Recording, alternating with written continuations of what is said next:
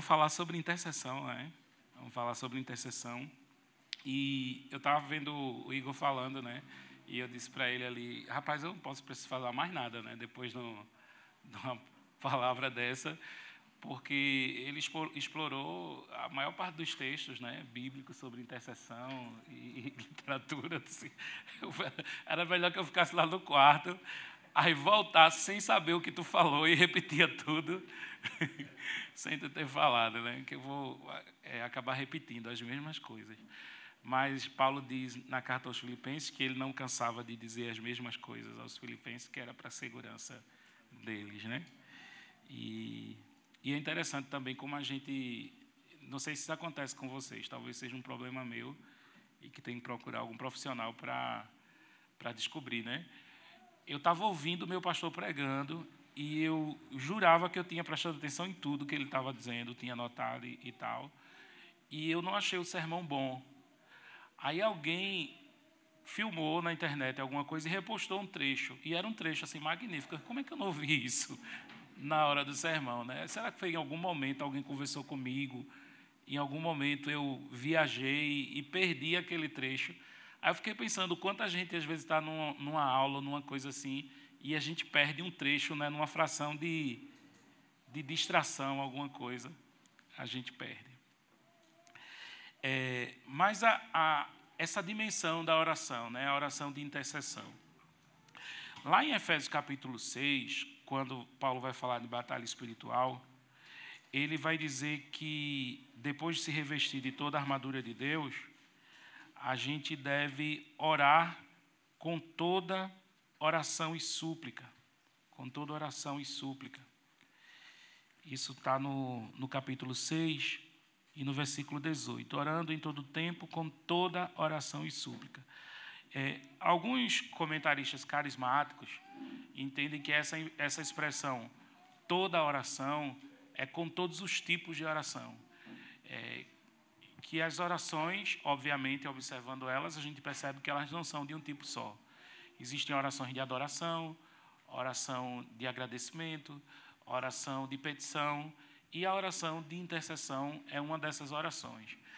E, voltando a um pouco no texto da Palavra de Deus, em 1 Timóteo, capítulo 2, 1 Timóteo, capítulo 2, do versículo de 1 a 4, Paulo diz assim: exorto, pois, antes de tudo, que se façam súplicas, orações, intercessões e ações de graças por todos os homens, pelos reis e por todos que exercem autoridade, para que tenhamos uma vida tranquila e sossegada, em toda piedade e honestidade. Pois isso é bom e agradável diante de Deus, nosso Salvador, o qual deseja que todos os homens se salvem e venham ao pleno conhecimento da verdade. Paulo coloca a intercessão aqui como uma prioridade. Esse tipo de oração que é quando a gente se coloca no lugar de outra pessoa diante de Deus e ora por essa pessoa, clama por essa pessoa diante de Deus, né? Interceder é se colocar entre duas partes, né? Você se coloca ali no meio. E a oração de intercessão é esse ministério que antes de ser, se fosse só nosso, não prestava para nada. É o ministério do Senhor Jesus, entende? A gente é só a extensão disso. Jesus é o intercessor supremo. A gente viu os textos que falam sobre disso, né? Que ele intercede por nós dia e noite. Assim como o acusador, diz em Apocalipse, quando o dragão cai, o texto diz assim, caiu o acusador dos nossos irmãos, que acusa de dia e de noite. Então, se Satanás, dia e noite, de alguma forma, comparece perante o conselho divino, não sei como, né? A complexidade disso, né? A gente vai falando e uma janela vai abrindo outra e o professor fica querendo deixar tudo fechadinho, né? Mas se você tem uma escatologia preterista, você vai dizer assim, Satanás não acusa mais não, porque Jesus já destruiu ele na cruz e ele já caiu, a serpente já caiu, que nos acusava dia e de noite. Se você é futurista, aí você vai dizer, não, ele ainda está lá, acusando dia e noite, e esse ministério de Jesus é necessário ainda de intercessão diante do Pai, dia e noite, porque o acusador, ele continua nos acusando ali dia e noite. E é como se fosse quase o Alto da Compadecida de Ariano Suassuna, mas sem a Virgem Maria, está entendendo ali? No lugar onde está Jesus é o Pai, Jesus está ali onde está a Virgem Maria, e tem o promotor, né, que é o Satanás, e o advogado de defesa, que é Jesus, e é como se tivesse o tempo inteiro, né? E a Bíblia vai sempre sugerindo isso quando Jesus diz a Pedro, Pedro, Satanás pediu ao Pai para se andar contigo, né, para te peneirar como se peneira o trigo. Mas eu roguei por ti para que a tua fé não desfaleça. E também lá no episódio de Jó, né, onde ele vai, né, diante de Jó, diante de Deus, no conselho divino, e traz acusações contra Jó. Não é de balde que ele te serve e tal, traz acusações. Essa coisa do ministério da acusação e da intercessão, lá vai eu contar mais uma história envolvendo a irmã Lídia. Eu lembro, eu trabalhava para a irmã Lídia numa missão. Irmã Lídia o amigo colocou no coração dela de evangelizar povos do sertão, povoados do sertão, onde não tinha uma igreja cristã. Não era igreja evangélica, não, nem uma igreja católica tinha. E não era cidade, porque quase sempre nas cidadezinhas tem. É povoado, são sítios distantes. E aí ela reuniu jovens, né, de várias igrejas, era da Assembleia de Deus, e nesse tempo isso foi revolucionário, porque a Assembleia de Deus de Recife, em outros lugares do Brasil, ela é mais aberta, mas em Recife ela é muito fechada ainda. Ela não tem relacionamento com outras igrejas, não. Mas a irmã Lídia foi a primeira pessoa que me ensinou que o reino de Deus era maior do que a minha igreja. Eu até falei isso no Jesus Cop, né, na entrevista. Eu arrumei problema para ela falando isso. Ela me falou que, na entrevista para participar da missão, ela disse, meu filho, em Apocalipse diz que vai estar diante do trono pessoas de todas as tribos, línguas e nações, adorando o Cordeiro. Você acha que só vai ter no céu gente da Assembleia de Deus de Pernambuco? Me diga com sinceridade, porque só quem guarda esses usos e costumes de assim, não corta o cabelo, isso aqui, é só a Assembleia de Deus de Pernambuco e Mato Grosso. E as outras já nem observa mais. Então, só vai para o céu. Assembleia de Deus de Pernambuco, você acha realmente, se a Bíblia diz que vai ter gente de toda a tribo, língua e nação? Então, ela foi abrindo, né, para eu ver o reino de Deus, e a gente trabalhava com ela, e eu tinha umas obrigações na base missionária que eu não cumpri. E um dia ela chegou, e aquele era o meu dia na escala de fazer a limpeza na base, né? E ela chegou e estava muito suja. Era numa avenida principal, entrava poeira da rua, estava muito suja. E ela chegou, ela fez assim, passou o dedo na poeira, e foi assim, meu filho. Ela só disse isso, meu filho, eu fiquei magoado com ela. Eu todo errado e fiquei magoado com ela. Aí, não falei nada, murchei, né? Poxa, a irmã Lídia é uma santa, pô, e me deu uma bronca, né, e tal. Eu fiquei magoado mesmo, fiquei para mim. Ela começou a telefonar depois, já à noite, e ligava, e eu não atendia, eu estava chateado, né? As ligações acumulando, ela ligando, eu não atendia. Amanheceu outro dia de manhã, 7h da manhã, quando eu olho o telefone cheio de ligações, significa que ela passou quase que a noite inteira ligando. A campainha da casa da base toca. Quando eu vou olhar pelo olhinho mágico, está a irmã Lídia do outro lado. Ai, meu Deus do céu. Ela abriu, olhou para mim e fez, meu filho, por que você fez isso comigo? Aí eu disse, o quê? Aí ela disse, quando eu fui orar, o amigo disse que havia acusação contra mim diante do trono de Deus. Aí ela começou a conversar comigo, né? Aí disse, você me perdoa? Ela estava certa, não sei nem porque Satanás foi acusar, porque ela tinha razão, né? Jogo sujo, né? Porque ela tinha razão, né? Mas eu fiquei magoado, mas ela tinha razão, né?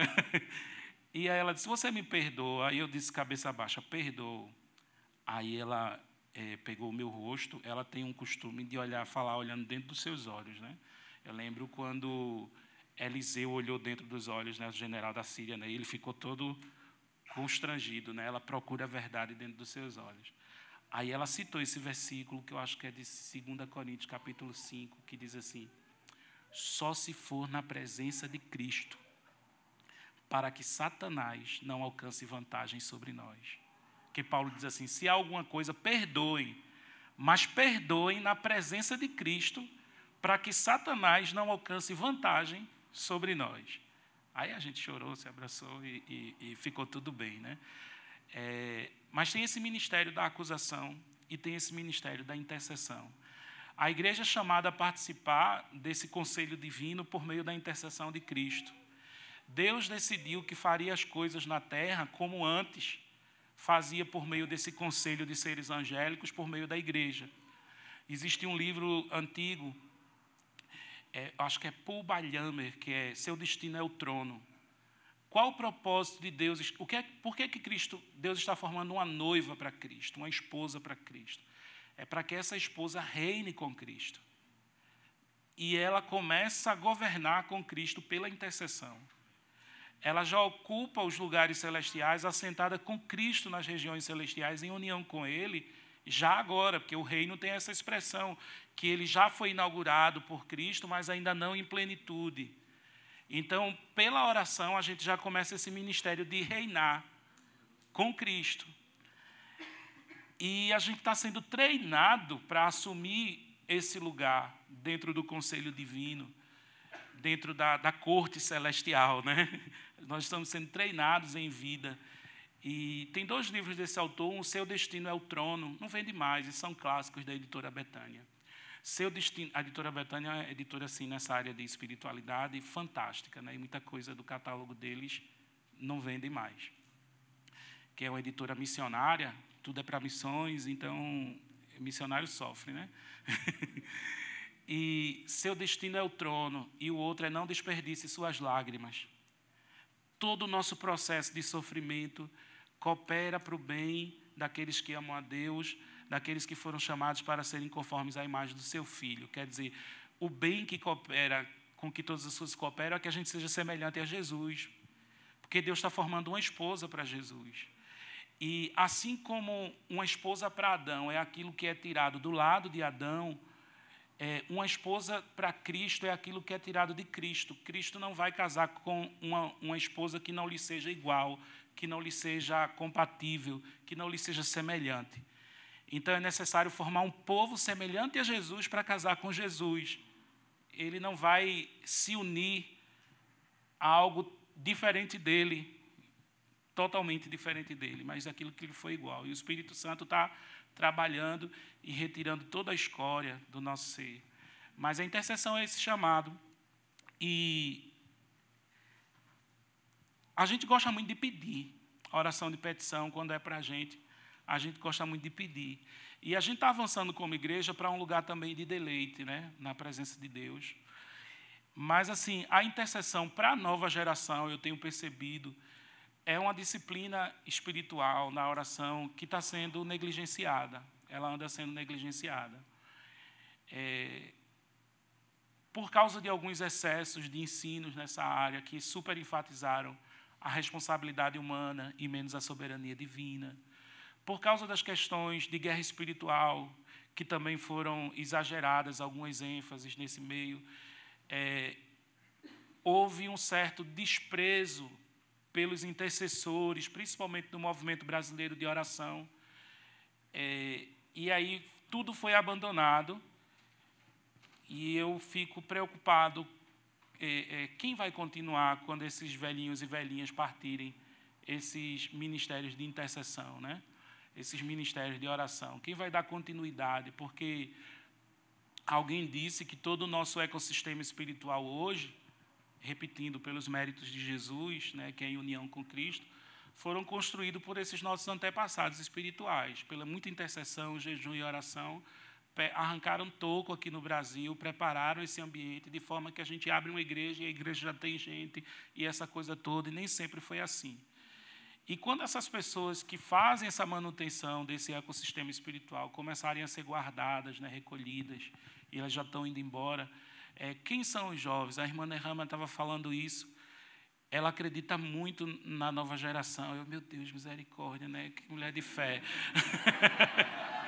Que fé ela tem, né? Ela chora assim, a tocha está com vocês aqui, confiando assim, né? E do arrependimento, que a mensagem do arrependimento vai vir pela nova geração e tudo.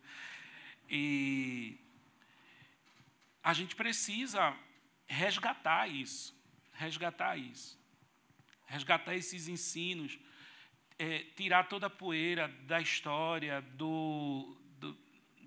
da ingerência humana nessas coisas e arrancar essas pedras preciosas de algum lugar e colocar elas no devido lugar para que a gente comece a caminhar sendo tudo que Jesus planejou que a igreja fosse. A plenitude de Cristo com todos os santos. E o inimigo de Deus, ele tem muita raiva da unidade da igreja. Ele nos quer ver isolados, porque movimentos diferentes carregam tesouros e aspectos diferentes que nos enriquecem. E aí a gente fica muito pobre, sem o irmão, sem aquilo que o irmão tem para oferecer, para ensinar para a gente, e principalmente nessa área da intercessão,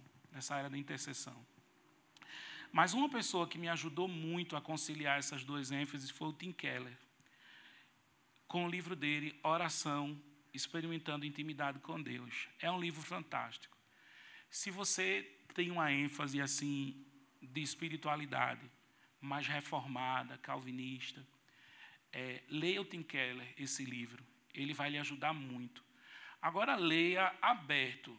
E não é porque alguma coisa vai lhe chocar, não, porque ele é muito ortodoxo mesmo, ele faz questão de dar as referências, ele é cuidadoso, ele não é um descuidado no que ele está dizendo. Ele escreve bem, escolhe bem as palavras, não é isso. É porque se de repente você vai ler com a cabeça fechada, tem coisas que você lê e não enxerga. Eu já vi muito isso. Eu já vi pessoas lerem As Afeições, de Jonathan Edwards, e entender que ele está falando contra as emoções. Quando o livro ele não está... Veja, o contrário de tudo que ele está dizendo, que ele está falando contra as emoções. Quando o livro está falando sobre as afeições legítimas, verdadeiras e contra as emoções superficiais. Mas a pessoa já vai com tanto preconceito que ela só enxerga na obra o que ela quer ver ou o que ela é capaz de ver. E aí não há mudança e transformação. Porque você está indo enxergar somente o que você quer para que ele reforce os seus preconceitos com as expressões de emoção, com as expressões de espiritualidade mais abertas até a manifestação do Espírito, como é obra extraordinária de Deus, como ele coloca. E aí você não enxerga. Eu tinha muito medo da literatura reformada até que eu comecei a ler de primeira mão e não me importar com o que os filhos dos reformados diziam sobre eles sem nunca ter lido. Eu tinha medo de ler Lloyd Jones. Quando eu fui ler Lloyd Jones, é um homem pegando fogo, né? Totalmente aberto à manifestação do Espírito, à vida de oração, não sei o que. Será que eles leram realmente esses livros que eles recomendam a gente ler, que eles estão mandando a gente ler? Eles estão lendo isso aqui. Edwards também. Aí você fica... mas por quê? De repente até leram, mas leram bloqueado. Aí só vê o que convém. Então, o livro de Tim Keller, o que é que ele me ajudou? Ele vai conciliar a tradição reformada com a tradição mística contemplativa católica. E ele faz isso de maneira bem sutil. Algumas coisas você vê nas notas de rodapé, né? Quando ele diz assim, o espírito não está confinado ao texto. Né?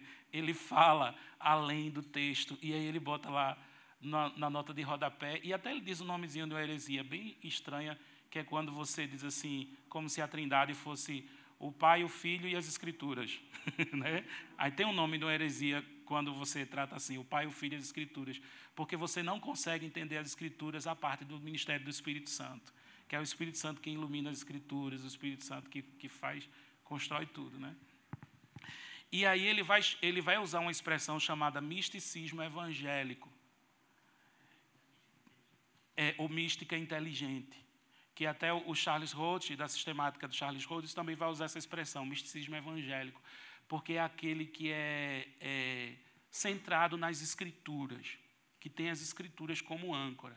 Porque a experiência de Deus sem a Bíblia, ela pode levar a gente a fazer coisas loucas, irracionais, não no sentido daquelas super-racionais e que tem um fundamento, mas a irracionalidade.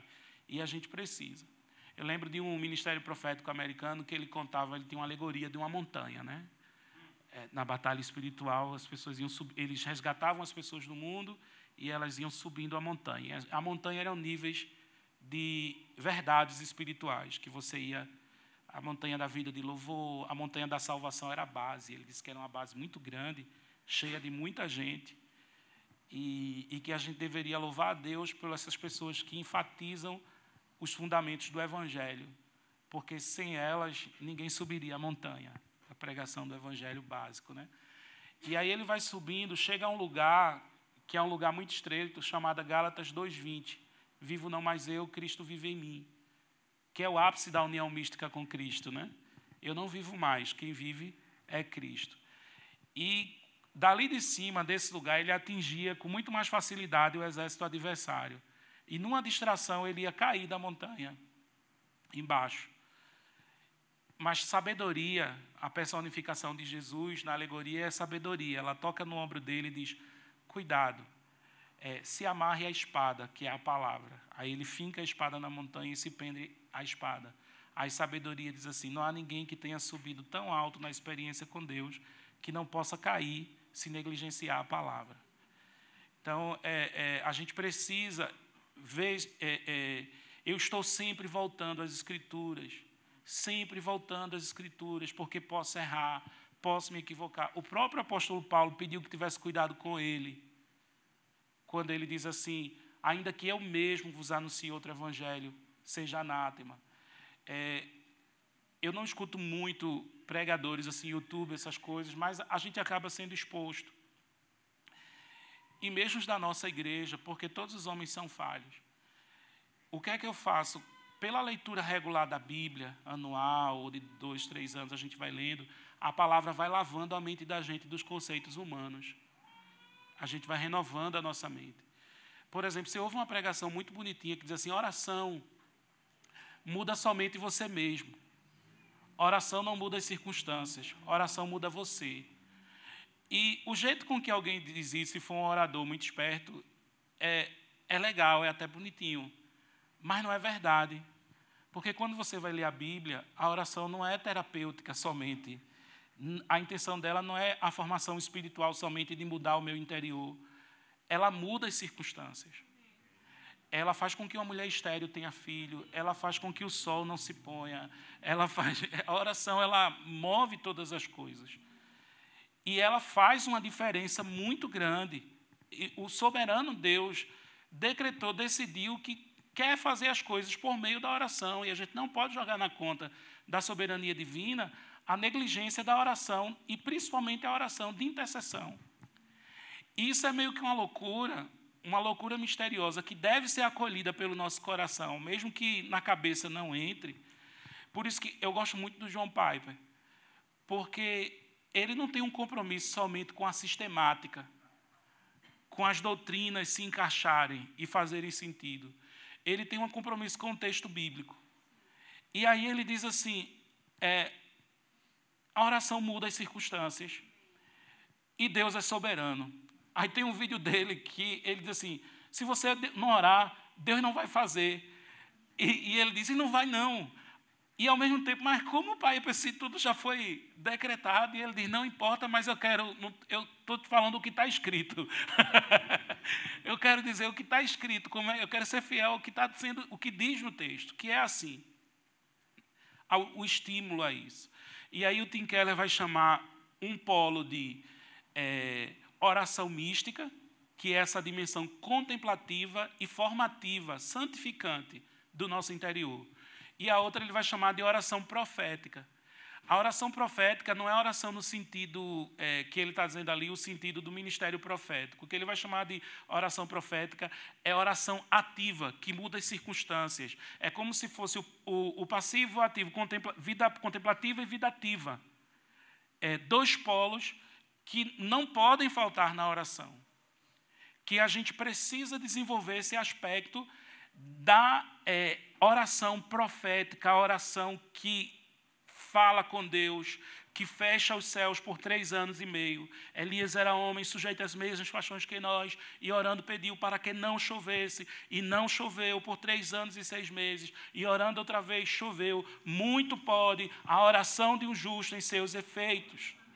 Que está escrito. Então, essa dimensão precisa ser resgatada pela igreja. E os antigos tinham isso, e às vezes a gente zomba disso. Quando a gente começa a estudar muito a questão da ênfase na soberania de Deus, a gente começa a achar ridículo e engraçado que alguém ache que precisa ir a tal praça, orar, se ajoelhar, ou fazer isso e fazer aquilo, reunir um grupo de irmãos. E eu até fui para uma igreja que a maioria dos membros na igreja estava sofrendo muito com depressão. E aí eu disse assim para ele, e vocês não têm um ministério de intercessão? Aí ele falou, não, a gente não tem um ministério de intercessão porque a gente quer ensinar que toda a igreja é intercessora. E a nossa ênfase está somente nas salas de oração. Aí eu disse assim, mas gente, vocês precisam ver que no corpo de Cristo os dons e ministérios são diferentes. E existem pessoas com chamado, com a ênfase para isso aí. E não é ridículo o que as pessoas fazem de orar pelo culto. Tem um grupo de pessoas que oram pelo culto, que oram pelo pregador, que oram pela reunião. Existe sabedoria nisso, existe orientação espiritual nisso. E o abandono disso,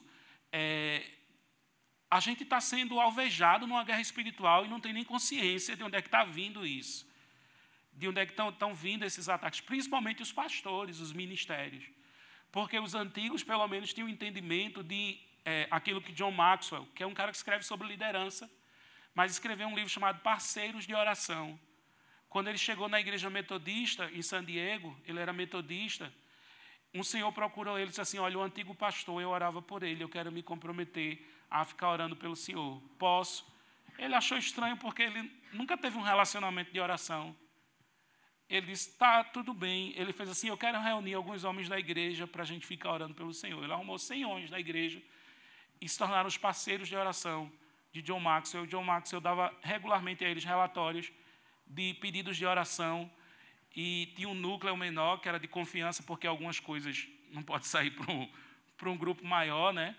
E depois ele dá os resultados, assim, bem naquele estilo Finney, né, pragmático, dos resultados do movimento de oração na igreja dele, como foi a transformação da Igreja Metodista Skyline, em San Diego, depois que iniciou esse movimento de intercessão pelo pastor. Na minha igreja, em 2014, a gente começou isso com o nosso pastor. Eu e um grupo de mais 3 irmãs. Vamos fazer um escudo de oração pelo pastor? Bora! O nome era Escudo de Oração. Vamos fazer um escudo de oração pelo pastor, que era um livro do Peter Wagner, né? Escudo de Oração. E esse livro, na época, e o Peter Wagner, na época, antes que vocês se assustem, assim, porque vocês só devem ter conhecido ele queimado, né? Ele era professor no Fuller, né? Que teve agora uma conferência do Fuller aqui com só as cabeçonas da teologia pública. Pronto, Peter Wagner era liderança lá e não foi expulso de lá, não. Saiu porque se aposentou. Não foi, estava ensinando coisa loucura e foi expulso, não. Seminário presbiteriano, e ele estava lá ensinando até o fim. No dia que o reitor queria tirar ele, teve uma reunião, teve um terremoto, caiu os livros, aquelas coisas todas, e aí desistiram de resolver as coisas lá. Mas esse livro Escudo de Oração, que tem o endosso do Rick Warren, daquele David Bryant, do Concerto de Oração americano, que é o movimento de resgate dos movimentos de oração de Edwards, de reunir a igreja para orar. E ele fala isso. Então, ele tem uma tabelinha para você orar pelo seu pastor. Cada dia a gente começou. Segunda-feira, eu oro o relacionamento do meu pastor com a igreja dele. Na terça-feira, eu oro para que Deus dê sabedoria e orientação a ele. Na quarta-feira, eu oro pela saúde física e mental dele. Na quinta-feira, eu oro por proteção dele, para que ele não caia em tentação, mas Deus o livre do mal, contra os seus inimigos. Na sexta-feira, eu oro pelas suas finanças. No sábado, eu oro pela sua família, por Paula, Caio, Davi, os filhos dele. No domingo, aí todo dia tem um tema diferente de oração, de intercessão pelo pastor. E depois ele trouxe o resultado para a gente. Ele disse, o meu relacionamento com Paula foi um relacionamento antes e depois do ministério de intercessão focado dentro da minha família. E o relacionamento com a igreja também. Porque a oração de um justo pode muito em seus efeitos. E Jesus disse, se 2 de vocês concordarem na terra a respeito de qualquer coisa dentro, né? Se vós estiveres em mim, as minhas palavras estiveres em vós, pedireis tudo o que quiseres. Tem uma condição aí. Será feito, né? Por meu Pai que está no céu. Para depois não sair na doidice. E aí a gente foi intercedendo e a gente viu o resultado disso, né? A gente viu o resultado dessas coisas do ministério de intercessão. Há sabedoria nas questões que os antigos ensinaram. E o Reinhard Bonk, que é um falecido evangelista, né, alemão, ele é um evangelista, então é o dom espiritual dele. No livro Evangelismo por Fogo, ele faz uma crítica ao movimento de formação espiritual, que é um movimento que eu me sinto parte também, que a gente gosta, com o Richard Foster e tal, né? Porque o evangelista está focado na obra dele, né? Ele não está muito preocupado em discipulado, em formação espiritual. Ele quer evangelizar. Ele diz assim, enquanto vocês, na igreja da Alemanha, ficam aí sentados, contemplando, meditando, milhares estão indo para a eternidade, o fogo eterno, e vocês dizem assim, só quando tiver todo mundo pronto, aí a gente envia. Aí vocês ficam aí, igual Maria, né, a melhor parte, e parará. Eu senti na fala dele um pouco de Reinhard Marta aí, né? Senhor, só eu que faço, só eu que vou para a África, só eu que evangelizo, só eu que não sei o quê. E esse povo fica sentado fazendo meditação, lectio divina, não sei o quê, e não vai para a missão. Isso tem um fundo de verdade, né? É uma crítica que tem um fundo de verdade. A gente pode buscar muito do aprofundamento espiritual e não se engajar na missão. E principalmente na intercessão, porque a intercessão, ela é oração missionária. Ela é oração do campo, das coisas que Deus quer fazer no mundo. E não das coisas que Deus quer fazer somente em mim, em nós, dentro da igreja, dentro da comunidade. Mas a oração é para o campo, para o mundo. É aí que entra a intercessão e a gestação dessas coisas. Um outro autor que vai trazer também uma ilustração sobre isso é o Bob Sorge. Fala assim, Bob Sorge, né? O fogo das respostas tardias. Ele vai notar que a igreja, ele vai chamar de exército de Manaim, que são dois grupos dançando, né? Aí ele vai dizer o exército dos contemplativos e o exército dos ativos na fé. E aí ele vai dizer assim, a gente precisa conciliar Henry Noel, eu acho que, desculpe, mas eu vou falar, vai soar absurdo na cabeça de vocês, mas porque o Sorge é carismático. Ele diz assim, a gente precisa conciliar o Henry Noel e o Kenneth Hagin na cabeça da gente. Ele diz assim, que são duas coisas, dois polos totalmente opostos. Uma fé que tem expectativa na manifestação do poder de Deus, na concretização daquilo que eu oro, e uma fé que também sabe sofrer quando não acontece aquilo que eu oro. Porque só quem tem suporte para aguentar o sofrimento, quando a cura não acontece, quando a prosperidade não chega, é mais os irmãos contemplativos. Os irmãos da vida contemplativa aguentam tranco, né? Tanto que uma amiga minha, que é psicóloga, ela leu a autobiografia de Madame Guion, ela disse assim, irmão, isso aqui não é para mim, não. Olha, tome. A mulher puxando o cabelo dela, a mulher que trabalhava com ela, puxando o cabelo dela, e ela louvando a Deus, eu não quero isso na minha vida, não. Eu já tinha sentado a mão, não sei. Então, a galera mais contemplativa é muito assim, de aguentar o sofrimento, e aí não muda as circunstâncias. Não ora para mudar. E Satanás só bomba, e a pessoa, louvado seja Deus. E a igreja desmoronando, e tudo acontecendo, ninguém reage, entendeu?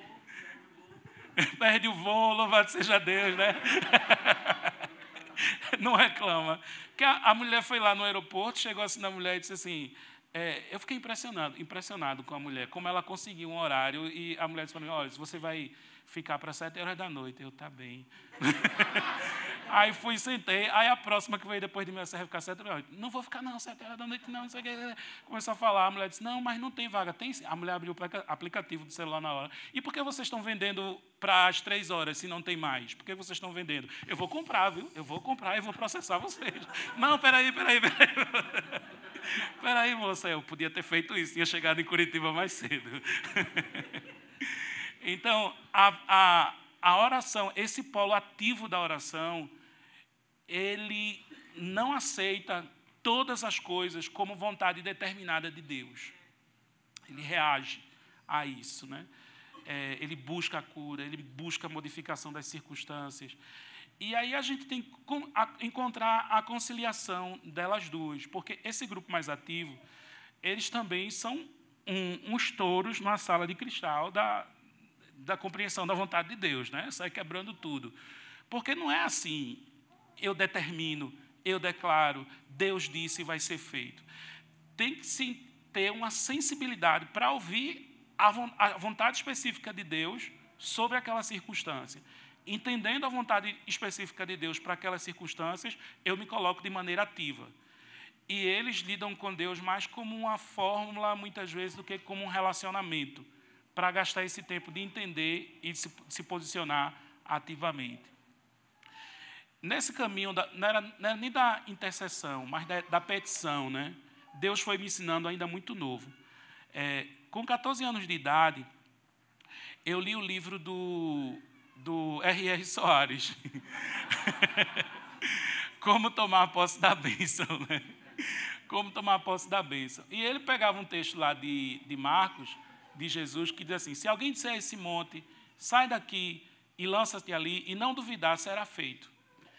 E aí eu fiz a fórmula da fé, né? Que tem a fórmula da fé. Dizer, você declara, não duvida no seu coração, e já foi feito. E eu estava precisando tirar 10 em matemática.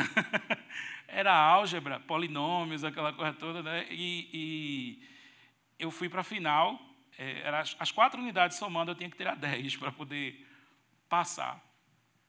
Eu declaro um monte da matemática. Isso vai funcionar, porque Jesus disse vai funcionar. Saia daqui, né? E 10, venha 10, venha, né? Eu confesso, eu me aproprio de 10, né? E será feito, Aí não estudei. Por que eu não estudei? Porque tinha que crer que já recebeu. Se eu for estudar, é porque eu não creio que recebi, né? Eu estou ansioso estudando. Aí creio que já tinha recebido, né? E não estudei. Chegou lá na hora de fazer a prova, eu não sabia nada, né? Fiquei esperando o Espírito Santo dizer alguma coisa. Aí a irmã Lídia depois disse: meu filho, o Espírito Santo vos fará lembrar de todas as coisas, e não o que não está na cabeça. Ele vai lembrar o que não está na cabeça, né? Fiquei esperando nada. Aí disse assim: mas eu declarei com a minha boca, eu criei com o coração, eu vou inventar, e Deus vai fazer isso aqui virar 10. Desculpa, era um menino de 14 anos. Fiz, entreguei. No dia lá de entregar o resultado, os meninos, quando o professor está chamando e tal, tu não vai não ver o resultado da tua prova, não? Eu disse: eu não vou ver o resultado da minha prova, porque eu não me movo pelo que vejo. Eu me movo pelo que creio. Eu me movo pelo que creio. E não fui olhar, o professor me chamou. Quando eu cheguei lá, irmão, estava lá o vermelhão, 3, eu tirei 3. Um milagre, porque da invenção saiu 3, tirei 3. Eu chorei tanto. Agora veja, essa teologia, isso era praticamente uma criança, né? E era uma prova. Mas essa teologia ela é altamente destrutiva para outras coisas. Se fosse uma pessoa com um parente com câncer, que fizesse uma declaração dessa, acreditasse ao pé da letra nisso, e depois a decepção, a frustração, para ser curada da ferida que poderia ficar em relação ao Senhor, é muito... Então, ela é desequilibrada quando ela não leva em conta a questão do sofrimento, a questão da contemplação e outras responsabilidades nossas no caminho de resposta à nossa oração, porque também a gente coopera na resposta que Deus vai dar à nossa oração. Mas, no fim das contas, eu voltei para casa chorando, decepcionado com Deus, né? Li Filipenses depois, decepcionados com Deus, chorando. As curas que não aconteceram na cruzada de Catherine, a lágrima caindo. Decepcionado com Deus para dar uma equilibradinha. E Aí eu cheguei chorando, minha avó perguntou o que foi. Eu, nada não, fui chorar no quarto, aquele drama, né? Tinha havido um tio meu do Rio de Janeiro, professor de matemática da Marinha, passar o final de ano na casa da minha avó. Aquela era a 4ª unidade, então, na escola do Estado tem ré do ré, para ver, para ver se você passa de alguma forma. Eu fui para uma recuperação final. E ele me chamou, ele disse assim, quando é a recuperação final? Eu disse, é tal data. Ele falou, você não vai sair, não vai para brincar, não vai sair para a rua, não vai fazer nada. Você vai ficar estudando comigo esses 15 dias. Pegou meu livro de matemática, comprou uma resma de papel ofício, senta aqui, me deu o lápis, tudo. Passava os exercícios, não, olha as respostas no final, quando terminar, atrás para eu olhar. E aí a gente ficou estudando 15 dias. No dia lá da prova, ele me levou para a escola, me deu um chocolate, que ele disse que fazia bem para o juízo, ficar aí com ele. Levei um chocolate, sentei, preste atenção, porque a álgebra, se você errar um X, um Y, alguma coisinha, perdeu a questão, então tem que estar tudo muito direitinho. Deu umas orientações e eu fiz. Terminei com a sensação de que tinha feito a prova boa. Mas, assim, você numa final que o professor não dava 1/10 para a prova, o professor ele era famoso assim, de reprovar as pessoas por pouca coisa. E nervoso, né? Você está na final e tudo, terminar, entregar 10 era impossível, eu precisava tirar 10, era impossível. Mas quando eu fui olhar lá o resultado da prova no mural do colégio, eu tinha tirado 10. E não perdi o ano, passei. Aí eu entendi assim, Deus respondeu a minha oração. Ainda assim, essa oração que a gente não sabe orar como convém, mas não como eu queria. Porque se ele me respondesse como eu queria, ele ia me tornar um adulto irresponsável. Então, às vezes, o tempo e o modo de Deus responder às nossas orações é pedagógica também para a gente, é para ensinar alguma coisa a gente, para não destruir a gente, porque o nosso Pai conhece os processos de formação do nosso coração, das coisas, e aí Ele vai educando a gente. Respondeu, honrou a fé do menino que desejava, mas da maneira dele, não do meu jeito, né? Não nas minhas exigências, mas do jeito dele. E assim é também na intercessão. Tenho voltado à literatura antiga, de escritores antigos, como George Miller, Hudson Taylor, para o resgate dessas coisas, para que ninguém diga assim, só para justificar isso, para que ninguém diga assim, isso é coisa do Kenneth Hagin, isso é coisa do Benny Hinn, isso é coisa que... Aí eu estou voltando aos antigos para dizer, não, isso é coisa dos antigos, isso é coisa dos puritanos, é os puritanos que dizem para reivindicar as promessas. É Lloyd Jones que diz assim, uma geração flébil, que nunca tinha visto, né, fraca, que não sabe guerrear em oração, não sabe pleitear diante de Deus, como diz o texto que Igor leu, né, de fazer o Senhor lembrado das suas promessas. Fazei o Senhor lembrado, né? Lembra-te, ó Deus, de Abraão, de Isaac e de Jacó. Deus não lembra não, Deus não tem memória não para você ficar, né? O intercessor é aquele que traz a palavra de Deus diante de Deus e diz Senhor e de Abraão, né? E se tiver 10, né? Aquela negociação com Deus sobre Sodoma e Gomorra para chegar em Ló, né? É esse o trabalho do intercessor. E aí você vai para Hudson Taylor para sustentar uma missão no interior da China com base na intercessão. Falta de recursos, e ele põe o versículo, meu Deus, segundo as suas riquezas em glória, há de suprir cada uma das minhas necessidades. Senhor, eu tenho uma promessa, você disse que ia suprir as necessidades. E eu não estou pedindo coisa pessoal, embora a promessa seja pessoal, eu estou pedindo pelo sustento dos missionários na China, e aí Deus providenciar tudo. O George Miller, né, que sustentou aquele orfanato, o meu pastor costuma dizer assim, ele tem 84 anos. Ele diz assim, você quer a fé de George Miller? Mas onde estão os seus 6.000 órfãos para sustentar? Porque a fé é proporcional ao desafio. Onde estão os seus órfãos para sustentar? E era um homem de fé, um homem que cria nas promessas de Deus na palavra. Ele procurava promessas e ele catalogava promessas muito antes do movimento da fé estar aí. Ele catalogava promessas e ele orava fundamentado na palavra, ele orava a palavra. O que é que a palavra diz nessa circunstância? Por exemplo, independente da eleição ou não, porque a gente não sabe quem são os eleitos de Deus. Mas está escrito nesse texto que a gente acabou de ler que a vontade de Deus é que ninguém pereça. Então, eu vou orar pela salvação de um parente meu. Eu sempre oro assim, se eu for contextualizar as promessas, o Dallas Willard ele fala isso. Se você pega tudo na Bíblia e diz assim, não, isso era para fulano, isso era para fulano, e a Bíblia não serve mais para mim, ela se torna um livro inútil.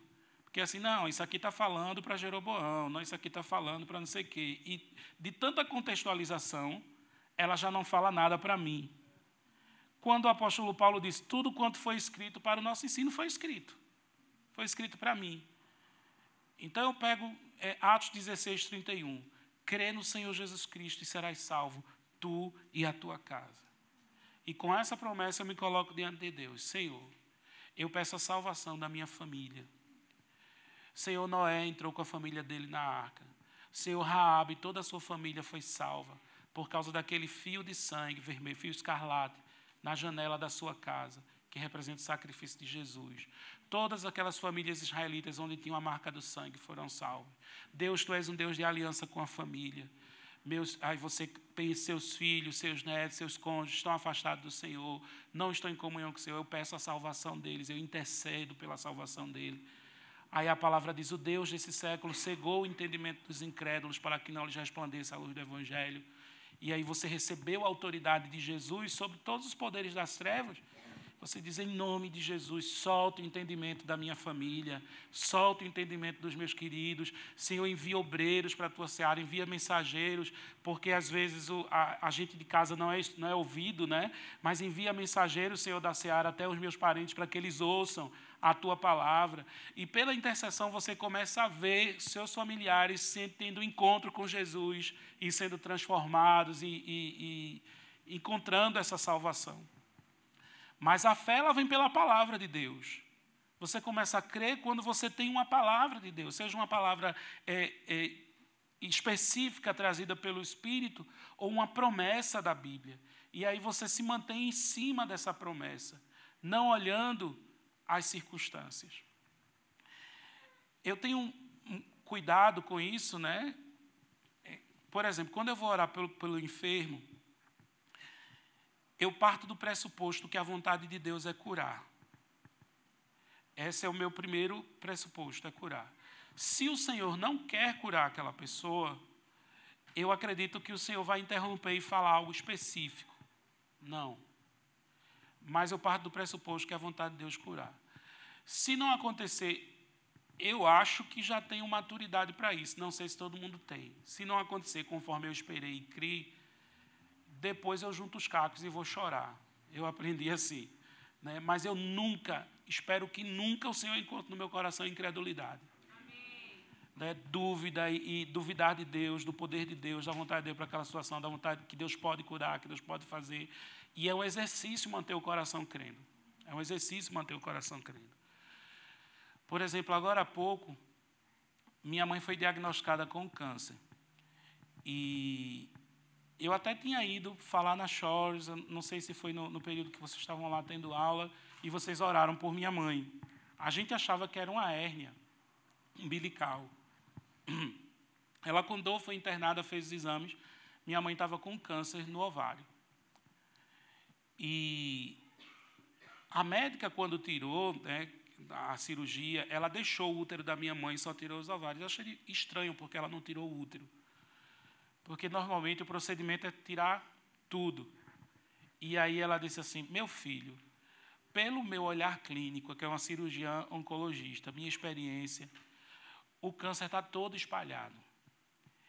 Ele estava por cima estava no útero, estava em alguns lugares ali das vísceras, em cima do intestino, em outros lugares. Sei que ela foi tirando, para mandar para a biópsia, os locais que tinham as manchinhas, as coisas, igual de lá onde estava o ovário. E quando ela me falou isso, foi estranho, porque na noite da cirurgia, eu ainda estava abrindo a geladeira e eu ouvi o Espírito Santo. O Espírito Santo não fala muito comigo por voz, assim, aquela voz interior. Ele fala mais comigo por testemunho. Testemunho interior. Eu sei eu sabia que era para aceitar a ordenação pastoral, simplesmente porque eu sabia, não ouvi uma voz. Assim, meu pastor ligou, tu vai ser ordenado dia 16, está certo. Tem paz, está entendendo? As circunstâncias vão acontecendo, eu vou sentindo paz e vou seguindo. Se eu não tenho paz, eu paro. E eu ouvi a voz do Espírito Santo. E a voz assim, eu limpei tudo. Quando ela falou aquilo, eu falei assim, será que era um desejo muito forte do meu coração, que minha mãe fosse curada, por isso que eu ouvi esse eu limpei tudo, né? Fiquei confuso, porque quando a gente tem uma informação que contraria aquilo que a gente teria ouvido Deus, dá uma confusão, uma crise, né? A gente entra em crise. Será que eu ouvi Deus mesmo? Mas eu fiz questão de dizer a várias pessoas, porque, no fundo, eu sabia que alguma coisa ia acontecer. E eu fui dizendo às pessoas, mas com aquele medinho, eu dizia assim, eu acho que eu confundi a voz do Espírito Santo, mas eu ouvi falando isso, para ter o testemunho depois. Às vezes é bom a gente contar para ter o testemunho depois, né? E na oração, eu disse o seguinte, se eu errei, que o Senhor me perdoe, mas eu disse assim, Senhor, o Salmo 90 diz que a vida de um homem é de 70 a 80 anos. Minha mãe só tem 65 anos de idade. Eu disse, Deus, cura minha mãe. Cura minha mãe. Tinha um outro menino lá na igreja que ele tinha 12 anos de idade. Ele tinha um câncer muito mais grave. Estava espalhado no corpo inteiro. E Renato, sobrinho do pastor da igreja, todo espalhado no corpo. E eu disse a mesma coisa, Senhor, esse menino só tem 12 anos. O Senhor criou um organismo humano para cumprir um ciclo, né? E ele só tem 12 anos.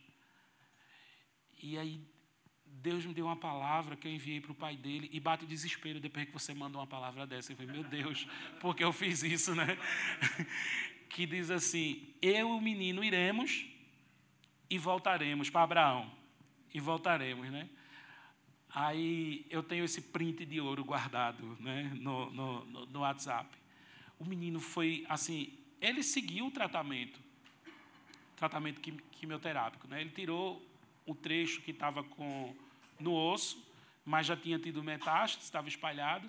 Ele seguiu o tratamento, mas as chances de sobrevivência eram mínimas, assim, e ele não teve nenhuma reação ao tratamento. O Francis McNaughton, que é um autor nessa área de cura física, ele diz que, muitas vezes, o Espírito Santo traz a cura por meio dos processos, aceleração dos processos médicos também. E a gente vê que fica evidente o sobrenatural dentro desse processo, e os próprios médicos veem o sobrenatural dentro desse processo, uma cicatrização muito rápida, uma recuperação do osso muito rápida, e uma série de coisas. Eu sei que quando terminou tudo, esse menino tirou a parte do ossinho lá para o protocolo, mas quando foi examinar o osso não tinha mais nada, e o que tinha no pulmão, na cabeça, em outros lugares, sumiu. E esse menino já faz o quê? Eu acho que tem quase 8 anos que ele está vivo. Todo ano a mãe dele pede oração com medinho, né? Bate aquele medinho porque tem que fazer os exames para... E o câncer não está lá.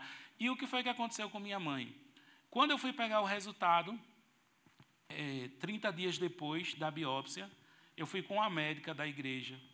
Quando a gente abriu o envelope, a médica começou a tremer. Eu disse, o que foi? Eu pensei, pronto, agora, né? Que o pessoal já ficava olhando para mim assim... Poxa, pastor, o senhor vai passar um processo agora, uma barra, né? Ela tremendo, ela olhou para mim, ela fez assim, Condes, não tem câncer em lugar nenhum. Ele ficou restrito dentro do ovário e ele não saiu do ovário, ele estava encapsulado dentro do ovário e ele não saiu para lugar nenhum, não tem as outras peças. Aí, a oncologista ficou tão surpresa que mandou revisar em outro laboratório, fazer tudo de novo. E aí fez de novo e deu que não tinha nada. Aí agora a gente está numa boa confusão lá em casa, porque assim, a menina do ambulatório, a médica oncologista do ambulatório, quer que mãe tire o útero, E a cirurgiã oncologista, quando manda, diz assim, mas o útero está saudável, está perfeito. Para que essa agonia de tirar esse útero? Porque até um espessamento de endométrio que a minha mãe tinha, que não tinha nada a ver com câncer, sumiu. O espessamento sumiu também, porque a cura foi... Tem uma revisão total da minha mãe e saiu mexendo ali em tudo, né? As coisas podem ser modificadas pela intercessão. Não existe decreto de morte, decreto de falência, decreto disso. A última palavra não é dos homens. A última palavra é de Deus sobre essas coisas.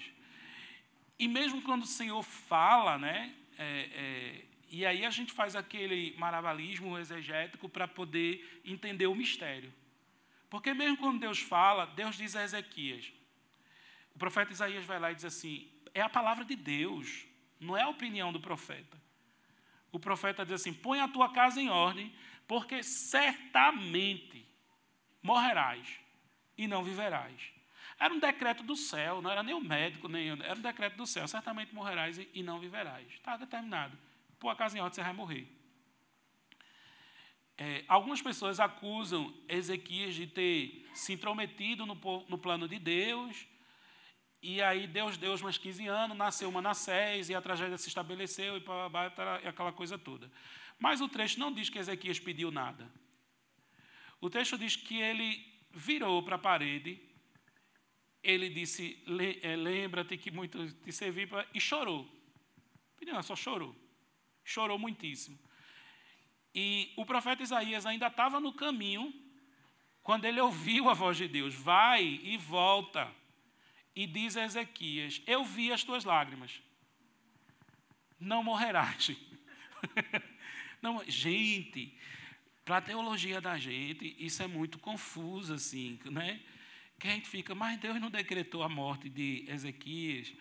Aí, às vezes, os irmãos, né, fazem assim, não, mas Deus decretou que desdecretaria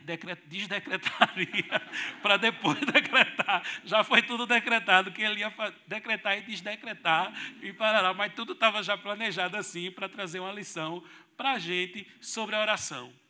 Que é importante a gente orar, que é importante a gente conversar com Deus, que é importante a gente interceder. E é nesse ministério de intercessão, já deu tempo, né? Que a gente tem que se posicionar crendo que algo pode fazer de diferença naquilo que a gente está orando. Não vamos perder isso não, por conta dos excessos, por conta dos exageros, de se chegar a Deus com fé, de resgatar essa dimensão da fé, da guerra espiritual também, da fé na cura física, da fé na cura emocional. A irmã Nechama estava falando lá, eu chorando, né? Porque eu luto com um transtorno de ansiedade, que eu decidi não andar com medicação, mudar um estilo de vida, que eu não mudei, né? Já estou gordinho de novo.